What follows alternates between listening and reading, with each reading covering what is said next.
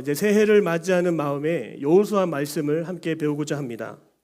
이스라엘이 40년 광야 생활을 마치고 이제 익숙했던 광야를 벗어나 새로운 약속의 땅 가나안에 들어갈 시점에 다다랐습니다.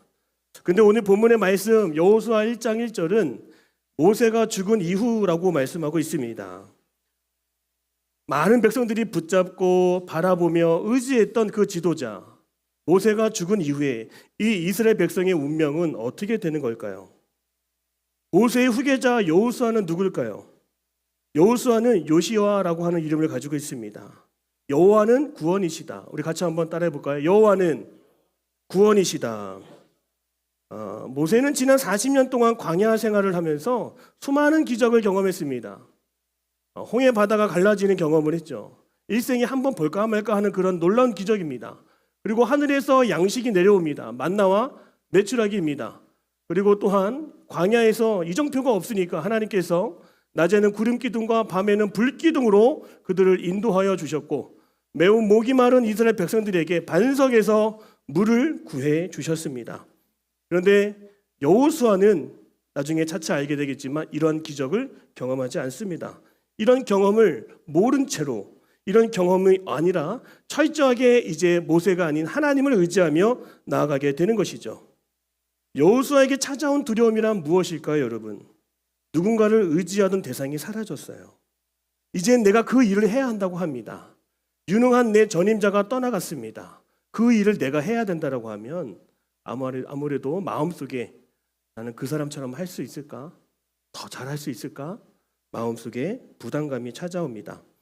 무엇보다도 하나님은 오늘 말씀에 보니까 이 여호수아에게 요단을 건너라고 말씀하고 있어요. 자, 비가 많이 오고 물이 넘칠 때는 사람이 들어갈 수도 없는 그런 요단강을 들어가라고 하는 것입니다. 우리 2절 말씀을 같이 한번 읽어보겠습니다. 시작. 내 종 모세가 죽었으니 이제 너는 이 모든 백성과 더불어 일어나 이 요단을 건너 내가 그들 곧 이스라엘 자손에게 주는 땅으로 가라. 아멘. 무엇보다도 스펙 차이에서 모세와 여호수아는 비교가 안 됩니다. 그리고 이 모세는 뛰어난 리더십으로 이 애굽에서부터 이스라엘 백성들을 인도해 내온 그런 지도자였죠. 그런데 이 마음속에 여호수아는 또 이러한 부담도 있었을 것 같습니다. 모세가 이끌었던 이스라엘 백성들은요, 한시도 쉬지 않고 모세 앞에서 불평했던, 원망했던 백성들입니다. 무려 200만 명의 숫자가 지금 모세 이후의 후계자 여호수아를 보고 있습니다. 사랑하는 여러분, 오늘 이 말씀의 서론을 가지고 오늘 우리 마음속에, 우리의 삶 속에 적용해 본다면 우리는 지금 새로운 도전, 새로운 새해를 앞두고 있다고 하는 것이죠. 이전의 사명과 이전의 미션은 다 우리가 수행을 했다 쳐도 이제 우리에게 새로운 과제가 주어지고 새로운 시간이 부여가 됩니다. 올해처럼 잘할 수 있을까? 올해만큼이나 건강할 수 있을까? 나 잘할 수 있을까라고 하는 그런 염려가 찾아오는 것이죠. 이렇게 두려워할 수 있는 상황 속에서 하나님은 가만히 계시지 않고요, 이 여호수아에게 말씀해 주신다는 겁니다. 뭐라고 계속 말씀하세요? 따라하겠습니다. 두려워 말라. 한 번 더 하겠습니다. 두려워 말라. 우리 옆 사람에게 두려워하지 마십시오라고 고백합니다. 두려워하지 마십시오. 우리 9절 말씀 같이 한번 읽어보겠습니다. 시작. 내가 내게 명령한 것이 아니냐. 두려워하지 말며 놀라지 말라. 네가 어디로 가든지 네 하나님 여호와가 너와 함께 하느니라 하시니라. 아멘.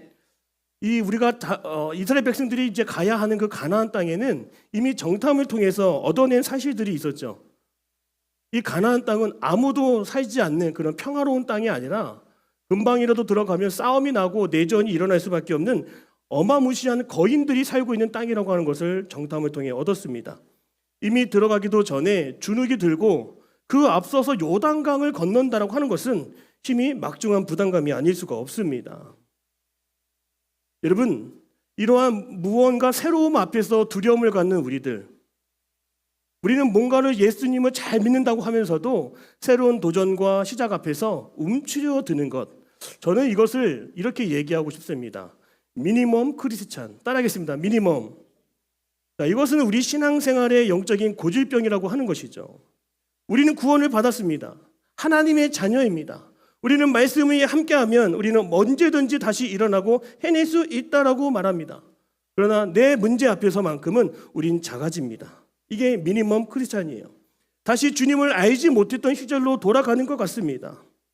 여전히 이스라엘 백성들의 마음속에는 정탐을 하면서 보았던 거인들이 여전히 마음에 있었고, 그들이 40년 동안 광야를 전제했던 그 광야가 여전히 마음속에 있었다라고 하는 것입니다. 도망치고 싶고 숨고 싶은 것이 이 미니멈 크리스천의 모습이라고 하는 것입니다. 그러나 우리는 미니멈 크리스천이 아님을 알기를 원합니다. 여러분, 우리는 십자가를 다시 한번 생각해 봤으면 좋겠어요. 십자가가 단지 우리를 구원해내기 위한 그런 수단으로, 도구로만 우리에게 적용될까요? 단지 우리에게 새로운 생명을 주기 위해서만 십자가를 우리에게 허락하셨을까요? 전혀 그렇지 않습니다. 여러분, 십자가는 이미 구원받았으니 여기서 끝나고라고 말하지 않습니다. 이 십자가는 우리를 그저 생존에만 연연한 인생을 만들지 않습니다. 십자가 사건은 이미 죄에서 건져주신 그 주님의 은혜로 더불어서 이제 약속의 땅으로 나아가게 하는 도전을 일으키는 힘이 되고, 우리에게 안식과 평안을 주는 놀라운 주님의 사랑이 거기에 담겨 있다고 하는 것입니다. 그래서 십자가는 우리가 해치워야 되는 우리 도전 과제, 제자 훈련의 과제가 아니라 이 십자가를 통과한 사람들에게는 반드시 따라하겠습니다. 승리가 따라오게 돼 있습니다. 홍해를 건넜죠. 광야를 지났죠. 이제 앞에 목전에 가나안 땅을 두고 있습니다. 가나안을 바라보는 이스라엘 백성들과 마찬가지로 오늘 우리 성도들은, 오늘 이 자리에 나오신 여러분들은 끝까지 고난당하는 것이 성도의 삶? 절대로 그렇지 않죠. 고난당해도 다시 일어설 수 있고 승리할 수 있고 또 하나님의 상급 면류관을 얻을 수 있는 자리까지도 우리 나아갈 수 있는 하나님의 자녀인 것을 꼭 믿으시기를 바랍니다.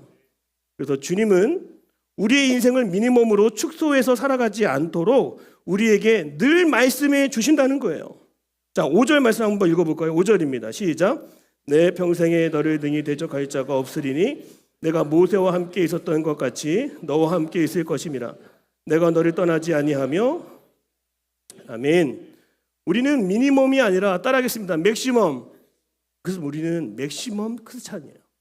이미 십자가를 통과한 우리들의 영혼은 하나님이 그냥 망하게 하지 않고 내버려 두지 아니하고 늘 승리하게 하시고 도전하게 하시고 일어나게 하여 주심을 꼭 믿으시기를 바랍니다.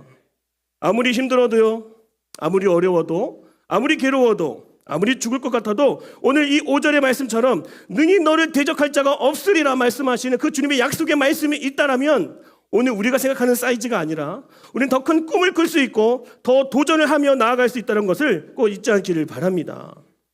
여러분, 인간은 만물의 척도라고 하는 말을 들어보셨을 것 같습니다. 파타고라스가 하는 말이죠. 프로타고라스가 말하는 것인데요. 모든 것을 인간의 눈으로 볼 때 인간의 수준에서 계산되어진다고 하는 것입니다. 우리의 경험치로 우리는 이미 판단할 수 있고요. 눈을 볼 때 저 사람이 나와 싸워서 누가 이길지도 우리는 가늠을 할 수 있는, 우리는 인간은 만물의 척도다라고 하는 그런 철학자의 주장이 있습니다. 모든 것을 인간의 몸을 기준으로 측정한다는 거예요. 여러분, 이것이 과연 맞을까요? 모든 것을 우리가 배운 대로 측정하고 모든 것을 우리가 경험한 바로 인하여서 설명하고 우리가 느끼고 판단해 본다면 우리는 아까 말씀드린 것처럼 그냥 미니멈 크리스천이 될 수밖에 없는 거죠. 나를 모든 것의 척도로 삼게 되면 가나안 땅, 요단강, 거인과 같은 안악자손은 우리가 상대할 수 없는, 감당할 수 없는 무서운 적이 되는 것입니다. 그림 하나 보여주시겠어요? 자, 앞에는 이제 강아지가 나오는데 강아지가 아니라 개입니다. 이 개인데 여러분, 어린아이가 이 커다란 개를 만나면 어떤 마음을 가질까요? 자, 길을 가다가 커다란 개를 만나면 저도 도망칩니다. 저도 숨습니다. 물릴 것 같고 저를 이렇게 잡아먹진 않겠지만 저를 공격할 것 같은 그런 마음이 들어서 저도 숨게 되고 도망치게 됩니다. 여러분, 아이의 기준에서 저 한 마리의 개는 무섭고 피해야 되는 그런 대상이에요. 내가 이기지 못할 거대한 가나안의 거인처럼 느껴진다는 겁니다. 하지만 이 어린아이가 자신이 바라보는 그 기준을 내려놓고 옆에 있는 아버지의 기준으로 다시 한번 그 상황을 본다면 어떻겠습니까? 상황이 달라지겠죠. 이야기가 달라지는 겁니다. 아버지의 옆에 있는 그 개는 줄을 매달은 그 개이고 언제든지 아버지가 통제할 수 있는 개로 보여진다는 거예요. 아버지가 붙들고 있기 때문에 내가 개 가까이 가도 그 개는 나를 상하지 못하게 하고 나를 위협하지 못하게 한다는 것을 우리는 알게 된다는 것입니다. 이처럼 기준을 나의 연약함이 아니라 아버지의 능력으로 옮기는 순간 두려움의 대상은 더 이상 나를 위협하지 못한다는 거예요. 사랑하는 여러분, 척도의 기준을 나에게서 하나님께로 옮길 수 있는 은혜가 있기를 바랍니다. 이 세상의 모든 평가 기준, 그 척도 기준이 우주를 만드신 하나님께 둘 때 이 가나안의 문제는, 요단강의 문제는, 안악자손과 같은 그 거인의 문제는 우리가 측정할 가치조차 없는 먼지와 같다라고 하는 것을 우리는 알아야 합니다.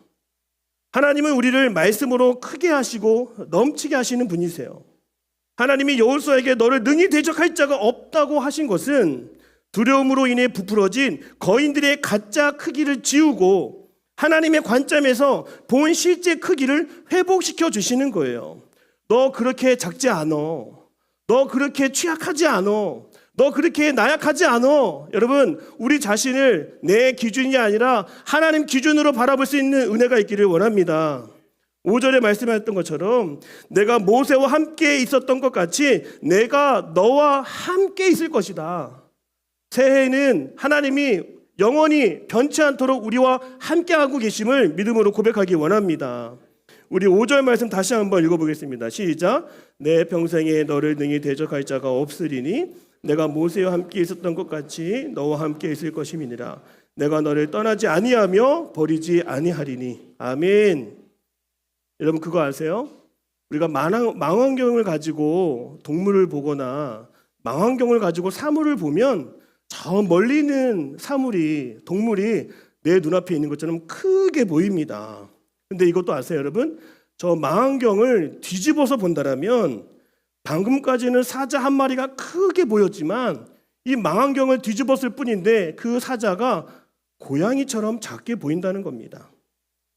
세상의 소문과 두려움은 문제라는 망원경을 통해 더 크고 두렵게 우리를 압도하지만 하나님의 말씀은 하나님의 기준에서 그것이 먼지 같고 작은 문제였다라고 하는 것을 우리에게 깨닫게 하는 것입니다. 바첼라프 스미리 쓴 책 사이즈라고 하는 책 제목이 있어요. 이 책에서 이런 얘기가 있습니다. 인간은 공포를 느끼거나 압력을 받을 때에 사물의 크기보다 훨씬 크게 바라본다라고 말하고 있습니다. 제가 실제로 군대 장교로 일할 때에 새로운 전입 온 신병들이 있었습니다. 우리 새내기들이 오늘 왔잖아요. 우리 교회에서는 뭐 그런 일이 없겠지만 있어서도 안 되지만 군대에 갔더니 고참들이 이 어린 귀여운 새끼들처럼 그 신병들을 창고로 불렀어요. 여러분 창고는 가면 대화 안 되는 곳이에요. 안 되는 곳이죠. 그 창고에는 불이 들어오지 않았습니다. 창고는 쾌쾌한 냄새가 있었습니다. 신병을 창고로 불렀다고 하는 것은 무슨 징조일까요? 오늘 잠을 자지 못한다는 거예요. 고난과 핍박과 매가 있을 거라고 하는 그런 징조가 있었거든요. 근데 이 고참들이 이 아무것도 모르는 신병들을 창고에 가둬두고 기합을 줍니다. 근데 눈에 아무것도 보이지 않아요. 아무것도 보이지 않아요. 겁을 주려고 했다라고 하는데 이 고참 선임병들이 어떤 무기를 들었냐면 여러분 그거 아마 아실 거예요. 세탁기 그 호수 있잖아요. 고무 호수. 흔들면 말랑말랑 하는 거 있죠. 속은 비어 있잖아요. 그렇죠? 근데 이 최후에 이 신병들이 조사를 할 때 어떻게 썼냐면 무시무시한 선임들이 우리를 창고에 가둬놓고 쇠파이프로 머리를 두들겼습니다 라고 이렇게 기록을 한 거예요. 여러분 사실은 아무것도 아닌데도 우리 마음이 위축되고 두려우면 그 문제가 내가 감당할 수 없는 것처럼 크고 두렵게 문제로 부풀려진다고 하는 것입니다. 우리는 지금 고양이와 같은 아무것도 아닌 것 같은 그런 문제를 사자와 같이 호랑이와 같이 나를 덮치고 나를 위협하는 문제처럼 바라보고 있지 않습니까? 다가오는 새해를 어쩌면 내가 감당할 수 없는 그 무게와 엄청난 압박감을 느끼면서 바라보고 있지 않습니까? 내 기준으로 문제 삼고 내 판단으로 결정해 버리지 말아야 한다는 겁니다. 실제로 가나안 땅에 들어가면 이스라엘 백성들의 대표단은 이 문제를 왜곡해서 바라보며 참 두려워했습니다. 민수기 13장 33절에 보니까 거기서 네피림 후손인 안악자손의 거인들을 보았나니 우리는 스스로 보기에도 뭐와 같대요? 따라합니다. 메뚜기와 메뚜기와 같다라고 보는 것입니다. 자기를 미니멈으로 축소해서 아무것도 없는 보잘것없는 존재로 보았다라고 하는 것입니다. 왜곡된 망원경은 안악조선은 크게 보고 자기 자신을 미니멈으로 바라보게 했다는 거예요. 근데 이 중에 갈렙이라고 하는 사람이 있었습니다. 하나님이 함께 하시면 그들은 우리의 밥이다. 끝까지 인간의 척도로 바라보지 않고 하나님의 주신 말씀, 약속의 말씀을 붙들고 나아갈 때 다시 한번 가나안 땅을 축복의 땅으로 바라보게 된 것입니다. 하나님의 관점에서는 따라합니다. 하나님의 관점에서는 아무것도 아닐 수도 있습니다. 하나님 여러분 두려워하지 않길 바랍니다. 하나님 우리를 버리지 않으시고 늘 언제나 우리와 함께 하심을 믿음으로 고백할 수 있는 우리 모두 되기를 축복합니다. 결국 여호수아가 요단을 건널 수 있었던 것은, 여호수아와 갈렙이 가나안 땅에서 승리할 수 있었던 것은 그들이 절대로 강해서가 아닙니다. 하나님의 말씀이라고 하는 그 망원경을 조준해서 사물을 보고 세상을 바라보았기 때문입니다. 세상이 말하는 그 사이즈의 법칙에 휘둘리지 말고 약속의 말씀에 근거한 사이즈를 가지고 우리가 승리할 수 있는 주님의 자녀가 되기를 축복합니다. 그래서 오늘 성경은 이렇게 계속 강조하고 있어요. 우리 8절의 말씀 다시 한번 읽어볼까요? 8절입니다. 시작. 이 율법책을 내 입에서 떠나지 말게 하며 주야로 그것을 묵상하며 그 안에 기록된 대로 다 지켜 행하라. 그래야면 내 길이 평탄하게 될 것이며 내가 형통하리라. 아멘. 이 8절에 이 묵상이라고 하는 단어가 참 중요한 단어 같아요, 여러분. 이 묵상은 이 히브리어로 하가라고 하는데, 하가라고 하는 단어입니다. 이 사자가 먹이를 즐기면서 움켜쥐고 놓지 않고 씹고 즐김을 맛보는 그런 원초적인 행위를 이 묵상이라고 하는 것입니다. 이렇게 먹어야, 이렇게 말씀을 받고 말씀을 씹고 말씀을 읽고 묵상하고 누려야 거기서 담대한 근력이 나올 수 있다고 하는 거예요.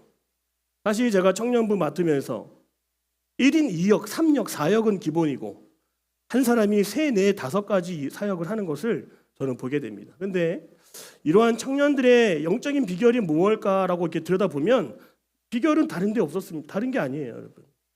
바로 하나님의 말씀을 그렇게 사모하고 말씀대로 살아가려고 하는 그런 노력들이 이 청년들 안에 있었다라고 하는 것입니다. 거북이는 며칠 동안 안 먹으면 죽을까요? 놀라지 마십시오. 거북이는 500일 동안 안 먹을 수 있다고 합니다. 거북이는 500일 동안 안 먹는 대신에 살아있어요. 근데 500일 동안 아무 일도 안 합니다.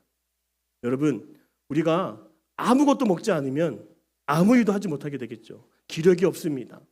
오늘 이 시간 계속적으로 새해를 준비하는 우리에게 주시는 첫 번째 메시지는 뭐예요, 여러분? 모든 것이 크게만 보이는 영적인 고질병, 내가 작아 보이는 그런 고질병 속에서 하나님이 주시는 말씀을 우리가 무기 삼고 나아가면 담대함이 생기고 영적인 근력이 생길 수 있다라고 하는 것입니다. 우리가 하나님의 그 약속의 말씀으로 우리 사이즈보다 한 치수 더 큰 믿음의 사이즈를 가질 수 있는 그 은혜가 있기를 축복합니다. 제가 살이 많이 쪘어요, 여러분. 근데 이 살 빠지는 비결이 아니라 살찌는 비결을 좀 알려드리고 싶어요. 지금부터 살찌고 싶은 청년들이 혹시 있다라면 저한테 좀 배웠으면 좋겠어요. 이 살찌는 비결은, 잘 집중하세요, 한 치수보다 큰 옷을 즐겨 입으면 됩니다.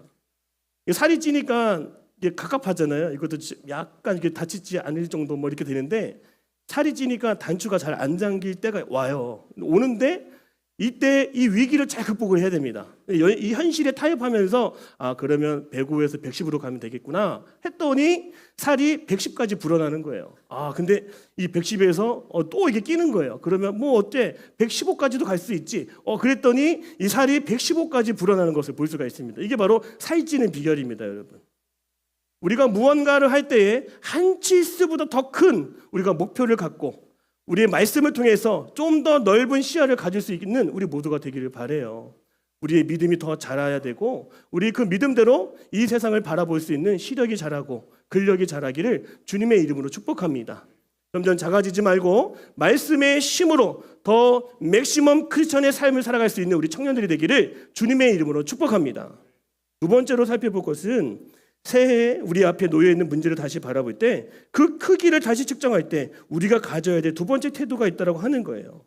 바로 그것은 따라하겠습니다. 종의 마음. 우리 2절 말씀 같이 읽겠습니다. 시작. 내 종 모세가 죽었으니 이제 너는 이 모든 백성과 더불어 일어나 이 요단을 건너 내가 곧 이스라엘 자손에게 주는 그 땅으로 가라. 아멘. 이 중요한 단어가 있는데요. 바로 내 종이라고 하는 단어입니다. 내 종 모세가 죽었으니, 모세는 위대해 보이지만 하나님 앞에서는 아무것도 아닌 종에 불과한 사람이었습니다. 근데 그 모세 밑에서 배웠던 사람, 바로 수종자라고 하는 것이 바로 여호수아죠. 여호수아는 종이라기보다는 모세가 하는 심부름, 잔일, 그리고 모세의 뒤를 쫓아다니면서 모세가 하는 말들을 기록하고 모세가 하는 심부름을 했던 그런 사람이 바로 수종자예요. 근데 이제 하나님이 여호수아를 바라보는 그 호칭이 바뀐다라고 하는 거죠. 과거에는 모세의 뒤에서, 모세의 옆에서 그림자 수행을 했던 이 여호수아가 이제 모세가 세상을 떠나니까 그 종의 자리, 그 종의 역할을 누가 하게 되는 겁니까? 바로 여호수아가 하게 된다는 거예요. 여러분, 이건 너무나 위대한, 너무나 중요한 내용을 포함하고 있습니다. 하나님은 여호수아가 모세만 따르며 모세만 의지했던 모습에서 벗어나서 이제 종의 신분으로 돌아와서 누구를 직접 상대하는 거예요? 이제 누구를 직접 바라보는 거예요? 이제는 중간 관리자인 모세가 아니라 직접 하나님을 바라보는 자리로 올라서게 됐다고 하는 것입니다. 이 새해를 맞이하는 우리들이 뭔가 더 한 단계 높이 올라가고 어떤 발전 과정을 계속 밟아가야 되는 것이 중요한 것이 아니라 다시금 내려와서 우리가 회복해야 될 자리는 따라하겠습니다. 종의 자리입니다. 이 종의 자리는 듣는 자리입니다. 그리고 즉시 수행하는 자리입니다. 머릿속으로 계산하면 안 되는 자리예요. 판단하면 안 되는 자리입니다. 시키면 시키는 대로 따라가야 하는 자리죠. 그래서 오늘 하나님이 여호수아에게 다짜고짜 이렇게 말씀하시죠. 너 일어나라. 너 건너라. 여러분, 여호수아가 종이기 때문에 그렇게 말씀하신다는 거예요. 새해를 앞두고 우리가 해야 될 결단이 있다면 바로 그동안 물질에 의지하고 사람에게 기생하고 합리적인 생각과 인간의 지혜를 의지하며 벗삼았던 그 과거의 뒷모습을 다 벗어내야 한다고 하는 것입니다. 오늘 1절에 모세가 없는 이유, 무력할 수도 있는 그 상황 속에서 주님은 사명을 주시는 거예요. 여러분, 종에게 사명을 주시는 줄로 믿습니다. 이제 일어나라. 여러분, 아무런 훈련을 받지 못했어요, 하나님. 어떤 준비도 갖추지 못했어요, 하나님. 이러한 변명이 필요한 것이 아닙니다. 이제 여호수아는 수종자가 아니라 직접 하나님을 따를 수밖에 없는, 하나님의 말씀대로 살아갈 수밖에 없는 그 종의 자리에 올라섰기 때문에 그런 것입니다. 사진을 보여주시면 모세가 가시떨기 나무에서 주님을 만났던 모습이 있습니다. 하나님이 모세를 부르시며 모세야 모세야 네가 서 있는 곳은 거룩한 곳이니 신을 벗으라 라고 말하고 있습니다. 신을 벗었습니다. 출애굽기 3장 5절입니다. 하나님이 이르시되 이리로 가까이 오지 말라. 내가 선 곳은 거룩한 땅이니 네 발에서 신을 벗어라. 그러니까 여러분, 이 신을 벗으라라고 하는 대목에 주목할 수 있기를 바랍니다. 모세에게 있어서 신을 벗어라라고 하는 것은 무슨 뜻일까요? 그것은 이제 하나님 앞에 내가 스스로 종이 되었음을 인정하는 것입니다. 종, 노예들, 여러분 제일 먼저 신발을 벗깁니다. 도망가지 못하게 하는 거예요. 멀리 가지 못하게 하는 겁니다. 주인에게 돌아올 수밖에 없도록 하는 그 증표가, 그 의식이 바로 신을 벗는다라고 하는 것에 있습니다. 나는 이제 주님 앞에서 도망칠 수 없는 종이고 영원히 나의 주인 되신 하나님의 다스림을 받아야 되는 종임을 내가 믿습니다. 신을 벗는다라고 하는 거예요. 오늘 여호수아가 새로운 미션, 새로운 비전 앞에서 해야 될 모습 중에 하나는 바로 자신의 신을 벗는 마음을 가져야 한다는 것입니다. 사실 여러분, 제가 이 모습을 보면서 한 가지가 더 묵상이 되더라고요. 신을 벗음으로써 내가 내 인생의 최종 결정권자가 아니었음을 고백하게 하시는구나. 이전에는 내가 신발을 내가 신고 내가 원하는 것으로 원하는 일을 했던 이 삶이 아니라 하나님이 정말 원하시는 인생은 내가 원하는 인생 살지 못해도 하나님이 가라면 가고 하나님이 멈추라고 하면 멈추는 그런 종의 모습. 최종 결정권은 나에게 없다라고 하는 그 고백 담긴 내 입술의 고백을 주님은 기다리고 계셨구나. 저는 새해에 이런 마음을 이 말씀을 통해 묵상하게 되었습니다. 하나님은 우리의 능력을 원하지 않으세요. 하나님은 우리의 실력을 요구하지 않으십니다. 오늘 여러분의 인생 앞에 요단이 있고 가나안이 있는데 우리는 벌써부터 수영 실력을 걱정하면서 수영학원에 등록하려고 하는 그런 마음도 있을 거예요. 오직 주님은 하나님의 세밀한 음성에 누구보다 민감하게 반응할 수밖에 없는 그 종의 마음을 우리에게 원하신다는 겁니다. 사랑하는 여러분, 여러분의 인생이 하나님의 뜻대로 되기를 원하십니까? 원하세요? 다시 한번 크게 아멘 하겠습니다. 아멘. 여러분, 우리는 결과를 예상하는 종이 아니에요. 시키면, 원하시면, 바라시면 그대로 순종하는 것이 바로 종의 모습이고, 그 결과는 주님이, 우리 주인 되신 주님이 책임져 주신다는 것입니다. 오늘 9절의 말씀 다시 한번 읽어볼까요? 9절입니다. 이렇게 말씀하고 있어요. 제가 읽을게요. 내가 어디로 가든지 내 하나님 여호와가 너와 함께 하느니라.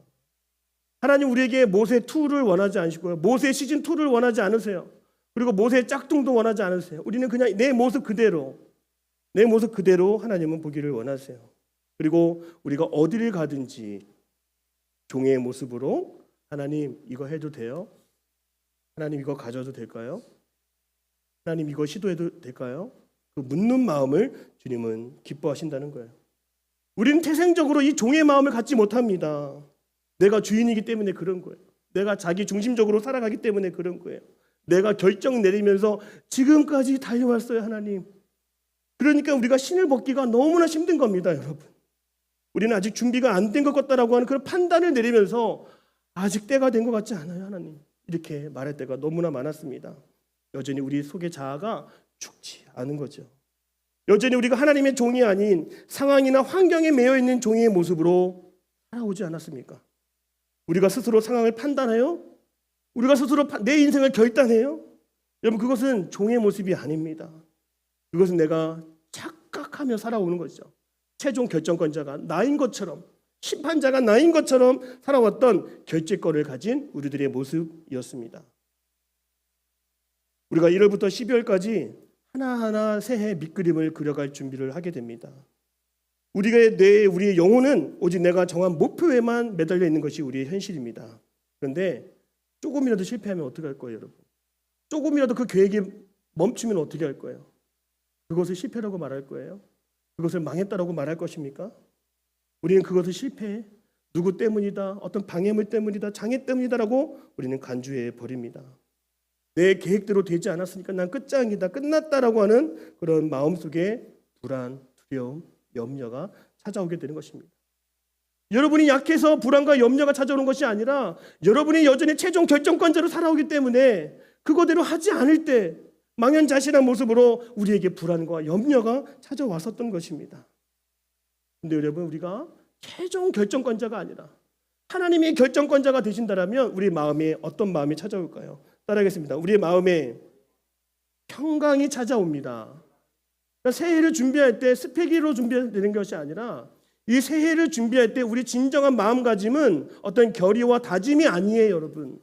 나는 아무것도 아닙니다. 저는 주님에게 달려 있습니다. 그 안에서 주시는 평강이야말로 새해를 준비하는 우리들의 마음가짐이 되어야 한다고 하는 것입니다. 하버드 인생학 특강이라는 책을 보면 이런 말이 있어요. 좋은 인생은 단 한 번의 결심으로 이루어지지 않는다라고 말해요. 우리가 생각하는 좋은 인생은 그저 거창하고 멋있고 의리의리하고 엄청난 결심이나 결단에서 나온 거 아니야? 이렇게 우리는 물어볼 수 있죠. 좋은 인생이란 이렇게 얘기해요. 매일의 작은 선택들, 무엇을 입을지, 무엇이 몸에 건강할지, 무엇이 의미 있고 가치 있는지 하나하나 고르고 무엇이 좋은지를 생각하면서 고민하며 선택하는 그 과정들, 그것이 하나의 방향으로 이어질 때 아름다운 인생의 완성을 볼 수 있다라고 책에서 얘기하더라고요. 우리 그림으로 하나 보여주시겠어요? 자, 내가 출발선에 있어요. 하나하나 디딤돌이 있습니다. 우리의 마음은 이미 벌써 내년 12월에 가 있으면 안 되는 거예요. 우리의 인생 전체는 밑그림은 하나님이 그려 놓으셨고 우리의 인생의 모든 최종 결정권자 되시는 주님의 결과를 아심으로 우리는 그저 매 순간마다 하나님 무엇을 고를까요? 하나님 무엇을 택할까요? 우리는 늘 주님 앞에, 우리 인생의 주인 되신 주님 앞에 하나씩 꺼내어서 물어보고 주님의 뜻을 구하는 인생이 여러분 아름다운 인생이고 멋진 인생이라고 하는 것을 우리가 배웠으면 좋겠습니다. 우리가 내 인생의 주인이 아니라면 우리는 주님의 종으로서 따라합니다. 우리는 날마다 주님을 의식하고 살아가야 됩니다. 그렇습니다, 여러분. 우리가 한 걸음 한 걸음 하나님의 나라의 의를 구한다. 그런 마음으로 한 걸음 한 걸음 내디디며 살아가는 것입니다. 우리의 삶의 영적인 고집병은 무엇입니까? 내가 주인 되어서 그저 내가 모든 짐을 져야만 하고 내가 모든 책임을 져야만 하고 내가 다 잘해야 한다는 것이 바로 이 새해를 앞둔 우리들의 영적인 고질병과 같은 거예요. 그때마다 요단강은 더 깊게 보이고 더 넓게 보이고 건널 수 없는 그런 장애물처럼 보이는 것이죠. 우리가 최종 결정권자의 자리에서 내려와서 주님이 결정해 주십시오. 주님이 허락해 주십시오. 주님이 보여주십시오. 주님이 이끌어 주십시오. 내 자신을 종의 마음으로 주님께 내어드리는 자는 주님께서 끝까지 함께하여 주심을 믿으시기를 바랍니다. 그래서 오늘 우리는 큰 결정을 내리는 사람이 아니에요. 큰 결정은 누가 내려요? 따라합니다. 주님이 내리십니다. 그 큰 결정 아래 우리는 아주 작은 것에 순종하며 주님을 따라 살아가는 것입니다. 그래서 오늘 4절에 이렇게 축복의 말씀을 하세요.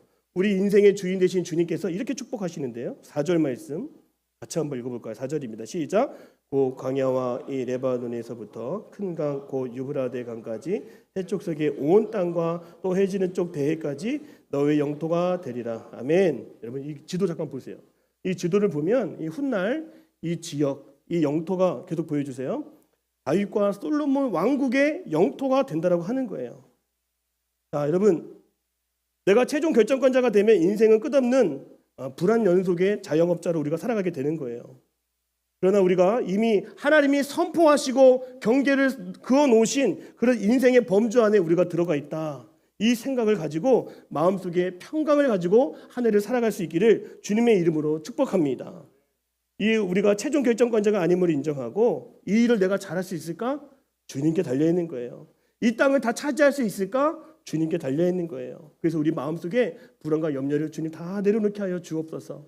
하나님을 바라보며 따르는 자가 되게 하여 주옵소서. 이렇게 기도할 수 있는 우리 모두가 되기를 바랍니다. 하나님 우리의 축복의 유브라데 땅을 그 강을 우리에게 허락하여 주시고 아름다운 레바논도 우리에게 허락해 주시고 때로는 인생의 광야도 우리에게 허락해 주시는 분이십니다. 주님이 그어 놓으신 그 경계 안에서 2026년도 한 해 동안 평강으로 살아갈 수 있는 우리 모두가 되기를 주님의 이름으로 축복합니다. 같이 기도하겠습니다. 사랑의 하나님, 우리가 나의 연약함에서 하나님의 능력을 붙잡는 하나님의 종이 되기를 원합니다. 이제 우리가 미니멈 크리스천에서 맥시멈 크리스천으로 일어서게 하여 주옵시고 광야의 습성을 벗어버리고 이제 영적인 거인이 되어서 하나님의 약속을 성취하는 새해가 될 수 있도록 주님 함께하여 주옵소서. 끝까지 하나님의 종이 되기를 원하고 듣는 마음을 허락하여 주시고 또 말씀대로 순종할 수밖에 없는 환경을 우리에게 허락하여 주옵소서. 주의 말씀대로 다 이루어질 줄로 믿습니다. 함께하여 주옵소서. 사랑이 많으신 예수님의 이름으로 기도드립니다. 아멘.